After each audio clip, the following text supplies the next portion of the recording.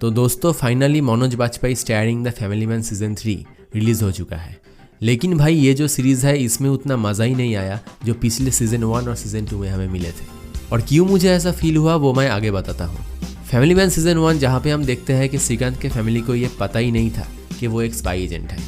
और सीजन 2 में जब श्रीकांत की बेटी किडनैप्ड हो जाते हैं तो फैमिली को श्रीकांत के बारे में पूरा तो नहीं बट फैमिली को ये तो ज़रूर लगता है कि भाई कुछ तो गड़बड़ है।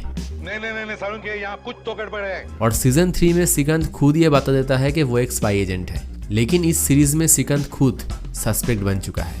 ऐसा मान लो कि उसे बनाया गया है। जो आदमी इतना दिन पूरे देश के पीछे भागता था अब उसके ही पीछे पूरा देश भाग रहा है। क्या कमाल है। खैर श्रीकांत अब इस सिचुएशन को कैसे हैंडल करते हैं वो तो तुम्हें सीजन देखने के बाद ही पता चलेगा, क्योंकि अब उसकी फैमिली भी कॉम्प्रोमाइज्ड हो चुका है और श्रीकांत अपने फैमिली को लेकर एक सेफ जगह पे जा रहा है। और यहीं पे एंट्री होती है जयदीप अहलूवालिया की, जो नागालैंड के एक गैंगस्टर है और वो पैसे के लिए कुछ भी कर सकता है। अब श्रीकांत के साथ इसका क्या दुश्मनी है और कैसे श्रीकांत को जयदीप के साथ जोड़ा गया, ये बहुत ही इंटरेस्टिंग पार्ट है इस सीरीज का। विलेन के रोल में जयदीप अहलूवालिया बस फाड़ दिया है भाई, लेकिन इसका रन टाइम थोड़ा ज़्यादा है। ऐसा नहीं है कि तुम बोर होगे, लेकिन पिछले 2 सीजन के मुकाबले इस सीजन में कॉमेडी थोड़ा कम है। वो कॉमेडी जो पहले जेके और श्रीकांत के बीच हम देखे थे। अब तुम्हें बताता हूँ कि क्यों मुझे इस सीजन में उतना मज़ा नहीं आया। पहला तो है कॉमेडी जो बहुत ही कम है। मानते हैं कि एक स्पाई सीरीज है लेकिन फैमिली का एंगल भी तो दिखाया गया है भाई, तो थोड़ा कॉमेडी तो हो ही सकता था। सीरीज की रन टाइम जो है वो थोड़ा ज़्यादा लगता है।